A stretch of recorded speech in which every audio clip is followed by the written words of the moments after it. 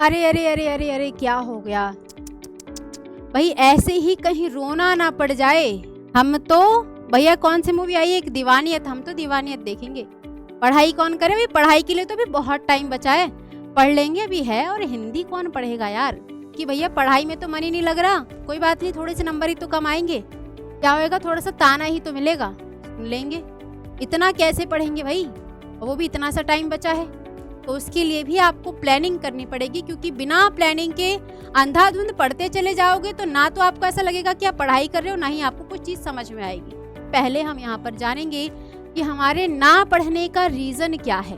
अरे अरे अरे अरे अरे क्या हो गया भाई? ऐसे ही कहीं रोना ना पड़ जाए, कहीं ऐसे ही रोना ना पड़ जाए। और ये अगर ऐसे रोना पड़ गया तो अपने माँ बाप को, अपने माता पिता को, अपने पेरेंट्स को ऐसे हंसता हुआ, ऐसे हंसमुख सा फेस कैसे दिखाओगे, चेहरा कैसे दिखाओगे भाई, अगर ऐसे रोना पड़ गया तो? क्यों? क्योंकि भैया पढ़ाई में तो मन ही नहीं लग रहा। क्यों नहीं लग रहा भैया? हमारा मन तो वीआईपी है, हम तो तेरे इश्क में देखेंगे। हम तो भैया कौन सी मूवी आई है, एक दीवानियत, हम तो दीवानियत देखेंगे। पढ़ाई कौन करे भाई? पढ़ाई के लिए तो भी बहुत टाइम बचा है, पढ़ लेंगे भी है। और हिंदी कौन पढ़ेगा यार? पढ़ तो रहे, मैथ्स केमिस्ट्री फिजिक्स पढ़ तो रहे, कोई बात नहीं, थोड़े से नंबर ही तो कम आएंगे, क्या होएगा, थोड़ा सा ताना ही तो मिलेगा, सुन लेंगे। लेकिन ये ताना बेटा जी 1 महीने का नहीं है, 1 साल का नहीं है। ये जो ताना मिलने वाला है ना, आपको जीवन भर मिलने वाला है। बोर्ड के एग्जाम्स हैं, 12th क्लास के एग्जाम्स हैं। और आप हमेशा याद रखना, कहीं भी नौकरी के लिए जब अपनी डिग्री लेके जाओगे ना, तो 12th क्लास की ही मार्कशीट आपसे पूछी जाएगी, 12th क्लास की ही डिग्री के बारे में आपसे पूछा जाएगा। 12th और 10th आपका होना ही चाहिए। तो कहीं ऐसा ना हो कि इस बेचारे बबुआ की तरह तुम लोगों को रोना पड़ जाए। भैया रोना पड़ गया तो फिर बहुत दुखद बात हो जाएगी, ठीक है? तो बस 5 मिनट में अपना दिमाग ऑन कर लो। भाई पढ़ाई में मन क्यों नहीं लग रहा है, शिद्दत से पढ़ाई क्यों नहीं कर पा रहे हो, इसका रीज़न समझना होगा, इसका कारण समझना होगा। तभी जाकर पढ़ने बैठोगे, तभी आपकी पढ़ाई की हैबिट बनेगी, ठीक है बबुआ? तो अब समझते हैं, आगे बढ़ते हैं। और सबसे पहले हम यहाँ पर जानेंगे कि हमारे ना पढ़ने का रीज़न क्या है, कारण क्या है। रेडी हो तो 1 2 3 स्टार्ट करते हैं कि बबुआ, दीदी, मम्मी, पापा, हम क्या करें, हमारा पढ़ाई में मन नहीं लगता है, कहाँ जाएं, कैसे करें, नहीं समझ में आ रहा है। नहीं समझ में आ रहा है तो भैया ये मैं खड़ी आपके सामने, आपकी दीदी, आपकी बड़ी बहन, आपकी भाई शिक्षक, आपकी गाइडेंस, आपको गाइड करने के लिए आपके सामने हैं।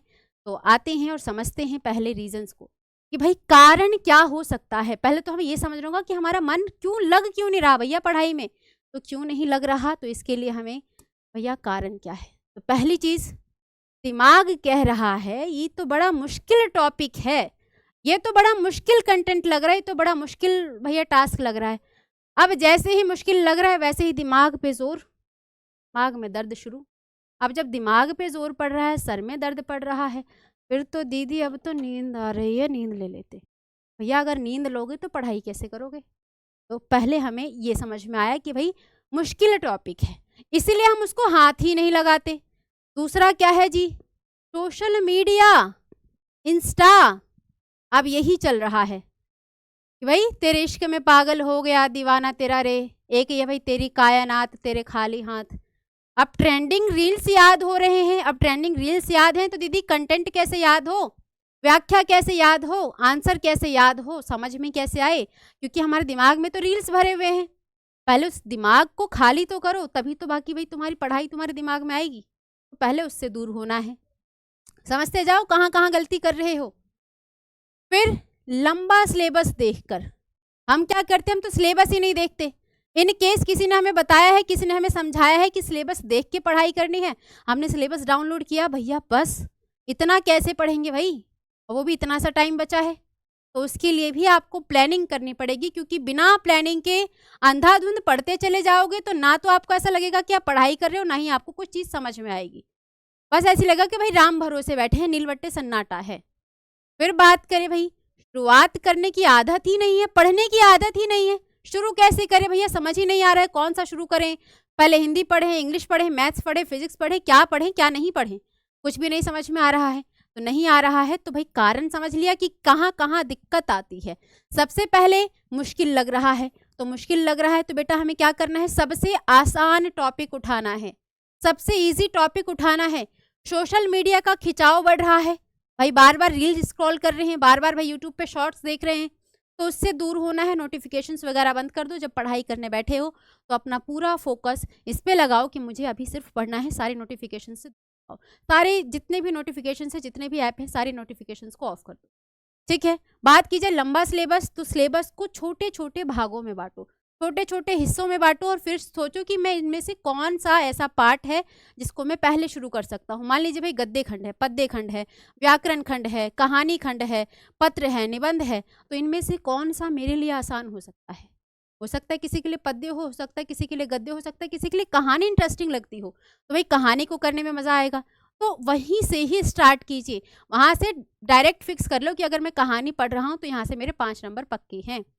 इस तरह से छोटे छोटे टारगेट बनाओ। शुरुआत करने की आदत नहीं है, पढ़ने का मन ही नहीं करता, बैठने का मन ही नहीं करता, तो सिर्फ ये सोचो कि मुझे मात्र 15 मिनट बैठना है, 15 मिनट में अपना टॉपिक का एक छोटा सा हिस्सा क्लियर कर लेना है, ये दिमाग में रखो। ठीक है जी। चलिए आते हैं आगे।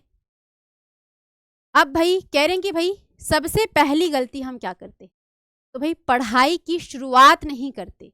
शुरुआत क्यों नहीं करते, हमारे पास एक्सक्यूज क्या क्या है, नहीं नहीं अभी नहीं, अभी तो बस 5 ही मिनट बचा है, 5 मिनट बाद मुझे रोटी बनाने जाना है, 5 मिनट बाद भैया दोस्त ने फ़ोन किया है उसको भैया कपड़े देने जाने हैं, तो अभी नहीं, है ना, 10 मिनट बाद नहीं, आधे घंटे बाद नहीं, अब मैं कल से पढ़ूंगा, क्योंकि मैंने जो टाइम टेबल बनाया था उसमें मैंने आधा टाइम तो गवा दिया, अब आधे टाइम में बैठ के पढ़ के क्या ही कर लूँगा, तो मैं बाद में पढ़ूंगा।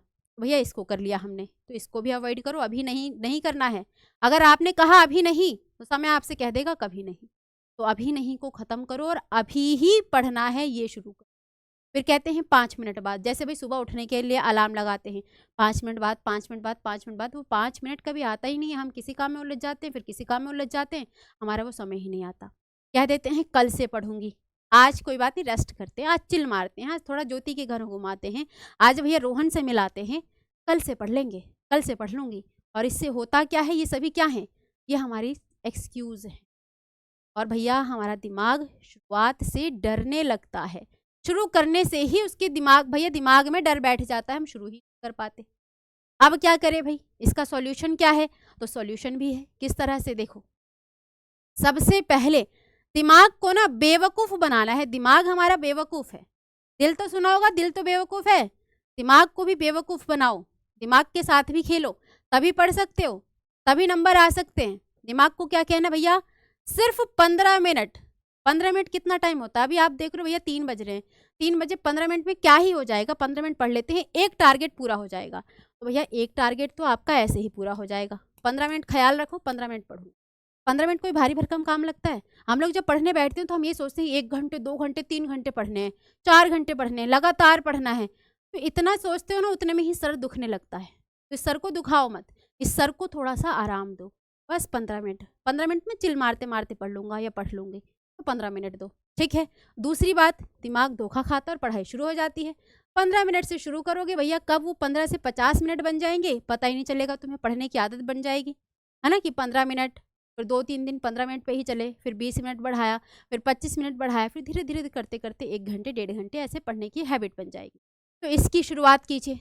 इसके अलावा क्या करना है भैया जी, 20 सेकंड का ट्रिक रखिए, 20 सेकंड स्टार्ट ट्रिक। 20 सेकंड कैसे, किताब खोलो, 20 तक गिनो और पढ़ना शुरू करो। कैसे, क्योंकि जब हम किताब भी खोल लेते हैं ना, तो हमारे दिमाग में क्लास की बातें चल रही होती हैं कि आज उसके साथ खाना खाया था, आज रिया कितनी सुंदर लग रही थी, आज तो मेरा मन कर रहा था कि रिया को अपने मन की बात कह ही दूँ, आज इतनी ज़्यादा प्रिटी लग रही थी, आज तो उसने भैया मेरे को पेन भी दिया अपना। अब यही बात मन में चल रही है, तो भैया फिर पढ़ोगे कैसे, तो किताब खोलना है, गहरी सांस लेनी है, ठीक है, गिनती गिनना है 1 से 20 तक, फिर आपका जो माइंड है वो शांत हो जाएगा, और उसके बाद अपना जो एक छोटा सा आपने टारगेट बना रखा है उसको पढ़ना शुरू कर दो। ठीक है, इससे आपकी पढ़ाई स्टार्ट हो जाएगी।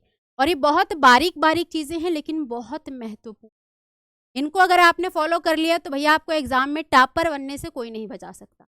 ठीक है, आगे देखिए भाई। अब दूसरा डर क्या है जी, दूसरा डर है चैप्टर देख के भैया डर लग रहा है, पसीने छूट रहे हैं, मैथ्स के इतने बड़े बड़े सवाल, हिंदी की इतनी बड़ी बड़ी व्याख्या, इतने सारे गद्यांश, इतने सारे चैप्टर, इतना बड़ा तो एक ही चैप्टर है, ऊपर से 6-7 और चैप्टर दे दिए भैया, कहाँ से पूछेंगे, क्या पूछेंगे, हमें क्या मालूम, हमें तो समझ में नहीं आ रहा है। चैप्टर लंबा है, बहुत टफ है, तो उसको हम क्या करते भैया, कोशिश ही नहीं करते, ले भैया बंद कर दिया, कर दी बंद किताब, अब ना पढ़ रहे हम कुछ। तो ये जो हमारे आदत में है, इस आदत को खत्म करना, ठीक है। आगे भाई, अब इसको सुधारें कैसे, अब इसको सुधारने के लिए देखो जी, हाँ, अब कह रहे हैं कि भैया हम एक गलती क्या करते हैं यहाँ पर,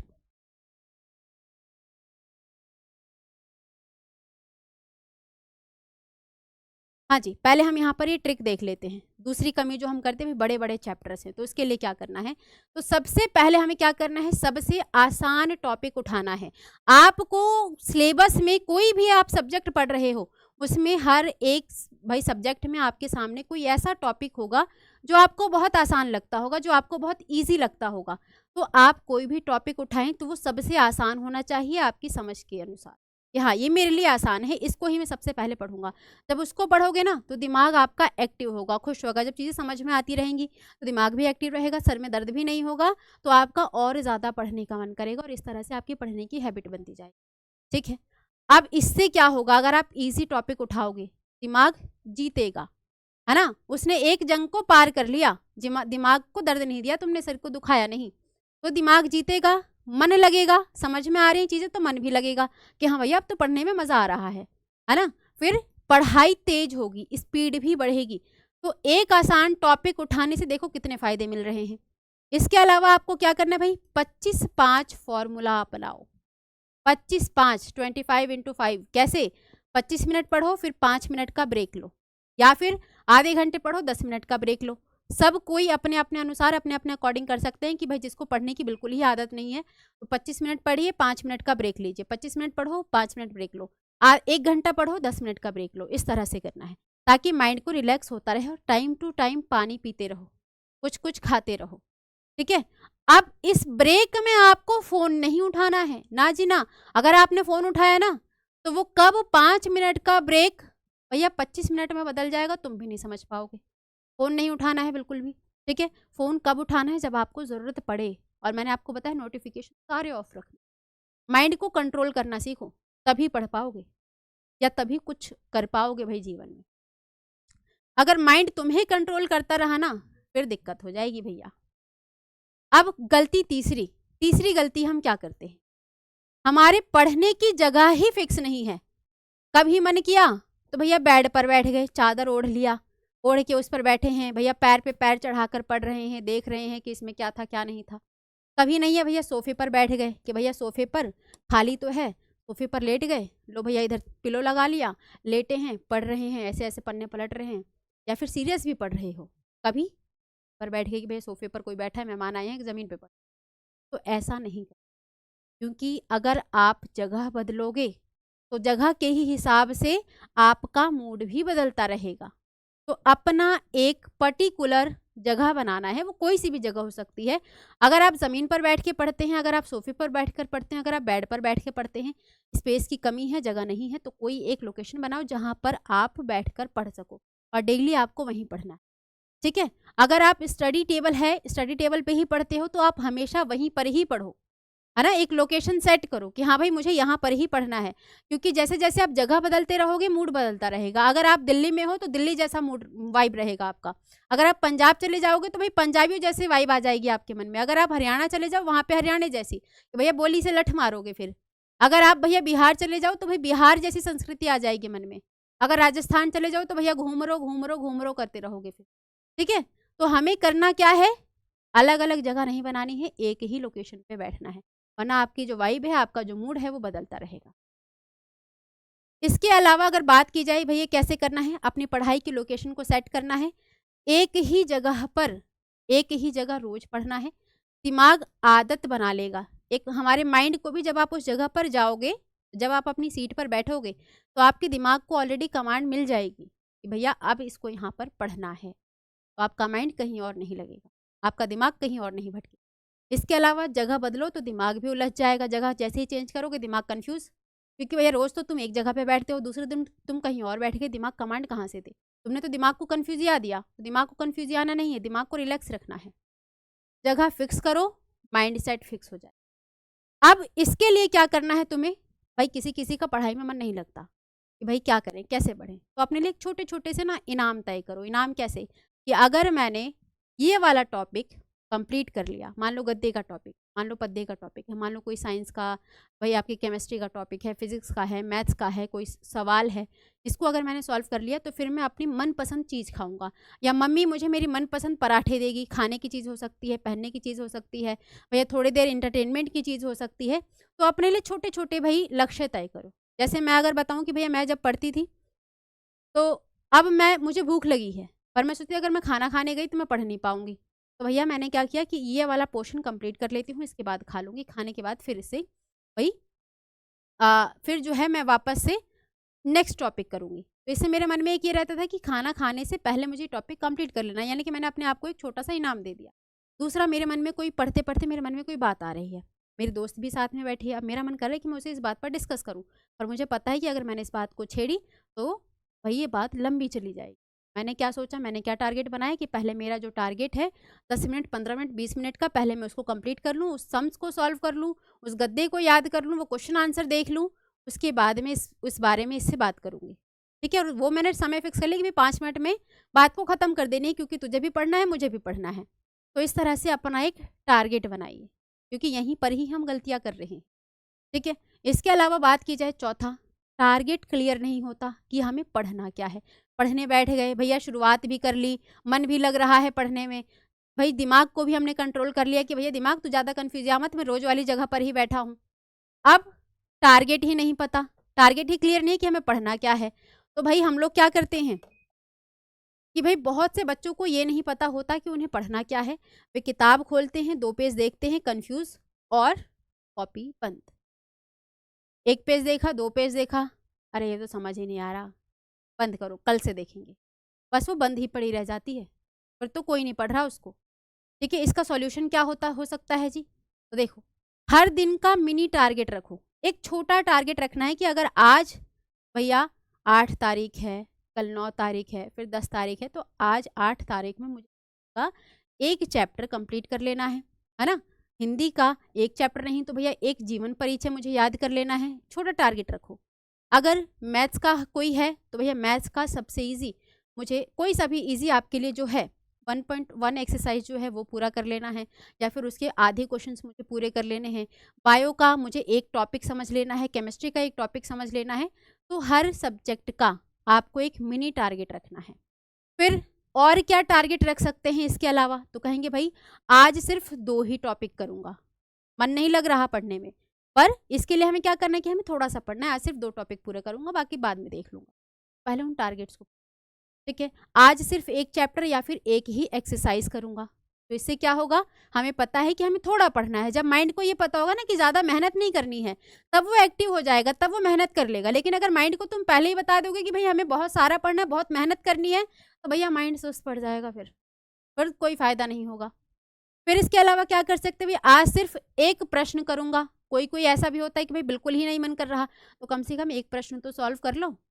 इसके अलावा आज सिर्फ 1 पेज ही नोट्स लिखूंगा। कोई भी टारगेट रखो, मिनी टारगेट, छोटे छोटे टारगेट। भैया आज सिर्फ एक व्याख्या करूंगा, आज सिर्फ एक निबंध करूंगा या फिर एक पत्र करूंगा। इसके अलावा आज सिर्फ रस का टॉपिक करूंगा, या फिर रस का एक पार्ट करूंगा, या फिर एक छंद करूंगा, एक अलंकार करूंगा। आज सिर्फ अलंकार के भेदों को समझूंगा। वो आप अपने अनुसार छोटा सा टारगेट रख सकते हैं। अब इससे क्या होगा भाई, जब दिमाग जानता है कि कितना पढ़ना है तो पढ़ाई में मन लगेगा, है ना, पढ़ाई आसान हो जाएगी, इजी हो जाएगी। अब 5वीं गलती हम क्या करते हैं भाई, कंपैरिजन की बीमारी है, कंपेयर करने की बीमारी है। क्या है कि मेरे दोस्त ने तो आज वो पढ़ने बैठा, उसने मेरे से ज़्यादा पढ़ा। अब इस टेंशन में हम पढ़ाई नहीं कर पा रहे, इस टेंशन में भैया जी हमारा मन ही नहीं लग रहा पढ़ने में, कि भाई बच्चे हर बात में दूसरों से तुलना करते हैं। बचवा जो है हर बात में दूसरों से तुलना कर रहा है कि भैया वो तो कम पढ़ रहा है लेकिन फिर भी उसके ज़्यादा नंबर आ रहे हैं, लेकिन मेरे नहीं आ रहे हैं। तो भैया हर किसी की पढ़ाई की स्पीड अलग अलग होती है, हर किसी का नेचर अलग अलग होता है, हर किसी का व्यवहार अलग अलग होता है। तो इसको भी आप सामान्य ही समझो कि पढ़ाई की स्पीड भी अलग अलग हो सकती है। ठीक है, वो ज़्यादा पढ़ता है तो इससे घबराना नहीं है, उसके नंबर अच्छे आते हैं, वो बिना पढ़े नंबर ले आता है। भैया कोई भी बिना पढ़े नंबर नहीं ला सकता। इसमें ये होता है कि हम क्या करते हैं, जब हम क्लास ले रहे हैं, मान लो कोई टीचर आया, 1 घंटे पढ़ते हैं। अब उस दौरान पे कुछ बच्चे इतने स्मार्ट होते हैं कि वो उस क्लास को इतने फोकस, इतने भाई शांत मन से पढ़ रहे होते हैं, देख रहे होते हैं कि क्लास में ही आधा से ज़्यादा चीज़ें वो समझ जाते हैं। अगर क्लास में ध्यान नहीं होगा, कहीं और ध्यान होगा, तो भैया कुछ समझ में नहीं आने वाला, फिर बाद में भी दिक्कत आएगी। लेकिन अगर आपका ध्यान क्लास में है तो आपको बाद में बहुत ज़्यादा पढ़ने की ज़रूरत पड़ेगी, सिर्फ रिवीजन से काम हो जाएगा। लेकिन अगर क्लास में ध्यान नहीं है तो फिर तो मेहनत करनी पड़ेगी। तो हमें कंपेयर नहीं करना कि वो ज़्यादा पढ़ रहा है, उसके अच्छे नंबर है, या फिर वो बिना पढ़े नंबर ले आएगा। ठीक है, कंपैरिजन से क्या होगा, आपका स्ट्रेस बढ़ेगा। ठीक है जी, स्ट्रेस बढ़ेगा, टेंशन में रहोगे, मन नहीं लगेगा, कई बार बीमार भी पड़ जाओगे। अब बीमार पड़ गए तो और नहीं पढ़ने का मन, और भैया बेड़ा गड़क। सॉल्यूशन क्या हो सकता है, तो कहेंगे भाई कंपैरिजन नहीं, कंपटीशन अपने आप से रखना है। किस तरह से रखना है, क्या रखना है भैया, हमें दूसरों से कंपेयर नहीं करना, हमें खुद को ही आगे बढ़ाना है, खुद में ही ग्रोथ करना है। कि आप ये सोचो कि आपने आज जितना पढ़ा है कल उससे 1% बेहतर बनोगे। अगर ये सोचो कि भैया एकदम से 50% बेहतर बन जाए, फिर नहीं है पॉसिबल। धीरे धीरे, क्योंकि कोई भी कार्य जो आप धीरे धीरे करते हो वही सक्सेसफुल हो। ठीक है, तो हमें क्या कोशिश करनी है कि कल से 1% बेहतर बनूंगा, फिर दूसरे दिन 2%, 3%, 4%, और ऐसे ही धीरे धीरे करते करते आप अपने टारगेट को अचीव कर लोगे। दूसरी बात, खुद पर विचार करना है कि कल के अकॉर्डिंग आज कितना बेस्ट किया है ना, कि कल के अकॉर्डिंग आज कितना बेस्ट कर रहा हूँ, कितना अच्छा कर रहा हूँ। और दूसरों की स्पीड नहीं, अपनी प्रोग्रेस को देखना है। दूसरे की, किसी की स्पीड को नहीं देखना कि वो कितना ज़्यादा पढ़ लेता है, कितने कम समय में उसे कितना समझ में आ जाता है। उसका अगर कंपैरिजन करोगे तो खुद का बेड़ा गर्क कर लोगे। तो अपनी प्रोग्रेस को देखना है कि हमने कल जितना पढ़ा था उसके अकॉर्डिंग आज हम कितना प्रोग्रेस कर चुके हैं, कितना आगे बढ़ चुके हैं। ठीक है जी, आगे छठी गलती हम क्या करते हैं, भैया पढ़ लिया हमने, पर रिवीजन क्या है जी, तो कहेंगे भाई रिवीजन जो है बिल्कुल ज़ीरो है। अब जब रिवीजन ज़ीरो है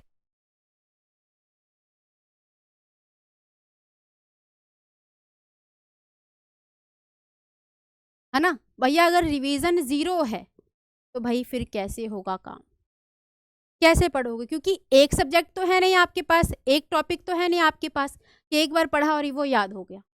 भैया रिवीजन करना पड़ेगा, क्योंकि आपके पास 5 सब्जेक्ट हैं, और उस 5 सब्जेक्ट में भी लाखों चैप्टर्स हैं, हज़ारों चैप्टर्स हैं, हज़ारों टॉपिक्स हैं। रिवीजन तो बनता है, रिवीजन तो मांगता ही है। अगर रिवीजन नहीं करोगे तो भैया बच्चा पढ़ लेता है पर दोबारा नहीं देखता, जो बिना रिवीजन के पढ़ेगा उसको भैया फिर 0 मिलेगा। अब वो भूलना शुरू कर देता है, मन उतार चढ़ाव में लगने लगता है, और मोटिवेशन खत्म हो जाता है। एक बार किसी चीज़ को देखा, उसको हज़ारों सालों तक नहीं देखा, उसको हज़ारों वर्षों तक नहीं देखा, तो वो चीज़ हमें कहाँ याद रहेगी, फिर तो हम भूल ही जाएंगे ना। अब इसीलिए ही रिवीजन ज़रूरी है, ताकि आपको चीज़ें याद रहें, मन आपका कंफ्यूज ना हो, मोटिवेशन आपका कंफ्यूज ना हो। क्योंकि जब आपको लगेगा ना कि हाँ मुझे चीज़ें याद हैं, जब चीज़ें याद रहेंगी तो आपको ऐसा मन करेगा कि हाँ और पढ़ूं। लेकिन आप सोचोगे भाई मैं भूल गया, तो आपको स्टार्ट करने में ही डर लगेगा फिर। ठीक है, आगे देखते हैं जी। हाँ, अब यहाँ पर क्या है, रिवीजन के लिए क्या करना है, तो मैंने आपको बताया है 137 फॉर्मूला, यानी कि 1 दिन, 3 दिन और फिर 7 दिन। तो ये आपको 1 दिन का रिवीजन करो, फिर 3 दिन पे रिवीजन करो, फिर 7 दिन पर रिवीजन करो। अब इसके अलावा भी दूसरा है कि 1 दिन पढ़ो, दूसरे दिन दोबारा देखो, और तीसरे 7वें दिन क्विक रिवीजन करो। इससे सोचो भैया कैसे भूल सकते हो, बिल्कुल नहीं भूल सकते, आराम से इजीली याद हो जाएगा आपको। ठीक है, अब अगर बात की जाए भाई 7वीं गलती की, ये हम क्या करते हैं, एक साथ बहुत सारा पढ़ने की कोशिश करते हैं कि हमारे सामने अगर 5 चैप्टर है तो एक काम करता हूँ 3 चैप्टर तो मैं आज ही कंप्लीट कर लूँगा, और यहीं पर ही गलती होती। भैया 3 चैप्टर कैसे कर लोगे, थोड़ा सा छोटा टारगेट बनाओ, तभी तो मन नहीं कर रहा, तभी तो दिमाग पे प्रेशर पड़ रहा है इतना, तभी तो पढ़ाई में मन नहीं लग रहा। करना क्या है भैया, एक साथ मैथ्स, फिजिक्स, केमिस्ट्री, हिंदी और भैया हमारे इंग्लिश और बायो, हम सोचते हैं सारे सब्जेक्ट्स को थोड़ा थोड़ा पढ़ लेते हैं। ऐसे नहीं करना है, क्योंकि सारे भारी भारी सब्जेक्ट अगर आप पढ़ोगे दिमाग आपका एक्टिव नहीं होगा, दिमाग आपका ठप पड़ जाएगा। करना क्या है भैया, इससे दिमाग ओवरलोड हो जाता है और मन सो जाता है।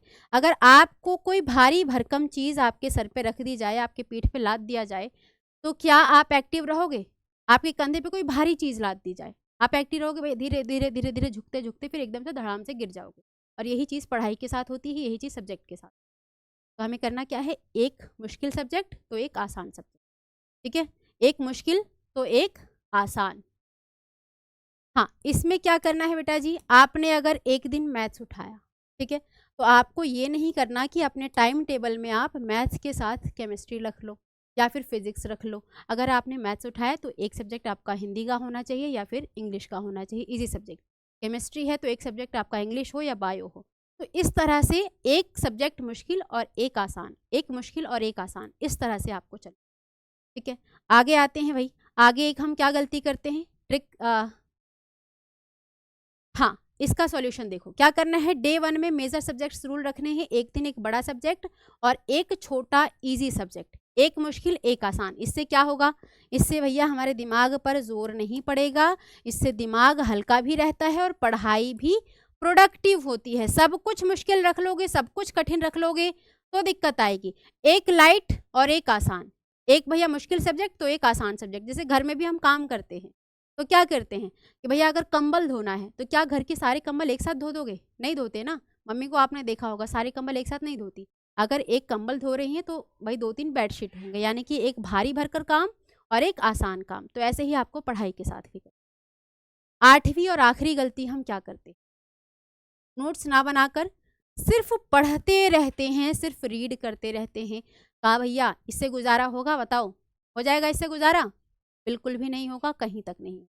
क्या करना है इसके लिए, सिर्फ पढ़ने से दिमाग 30% याद रखेगा और 30% से भैया अगर 30% याद रहेगा तो एग्जाम में तो आपको 15% ही मिलेंगे। तो 30% याद नहीं रखना है, पूरा याद रखना है। पर नोट्स बनाने से याद रखने की क्षमता 70 से 80% बढ़ जाती है। और नोट्स ना बनाना बच्चों की बहुत बड़ी गलती होती है कि हाँ भाई इंपॉर्टेंट चीज़ों के नोट्स बना लो और उन नोट्स को बनाकर कॉपी में बंद करके नहीं रखना है। जहाँ पर आप पढ़ने बैठते हो एक अपना जगह बनाओ, एक लोकेशन सेट करो घर में कि भाई ये वाली जगह ऐसी है जहाँ पे मैं पढ़ सकता हूँ या पढ़ सकती हूँ। अगर लाइब्रेरी जाते हो तो वहाँ पर जो भी आपके पढ़ने का लोकेशन है नोट्स बनाओ, उसको सामने दीवार पर चिपका दो। अगर याद नहीं हो रही, जितनी बार आप वहाँ से आओगे जाओगे सामने पढ़ने की लोकेशन पे चिपका दो। या घर का ऐसा हिस्सा जहाँ पर आप ज़्यादा समय जाते हो, भाई वॉशरूम आ रहे हो जा रहे हो, कोई ऐसी दीवार है जो बार बार नज़र जाती है, वहाँ पे चिपका दो। ताकि जितनी बार आप जाओगे जितनी बार आप देखोगे उतनी ज़्यादा वो चीज़ें आपके दिमाग में रहेंगी और याद भी होती रहेंगी, ठीक है। तो नोट्स बनाना बहुत ज़रूरी है। इसके अलावा अगर बात की जाए भाई क्या करना है, 3 लाइन नोट्स रूल्स। भैया इसमें क्या करना है, हर टॉपिक का नोट सिर्फ 3 लाइन में, क्या नया सीखा, क्या छोटा, कोई एक छोटा एग्जाम्पल और इसके अलावा एक इम्पॉर्टेंट कीवर्ड।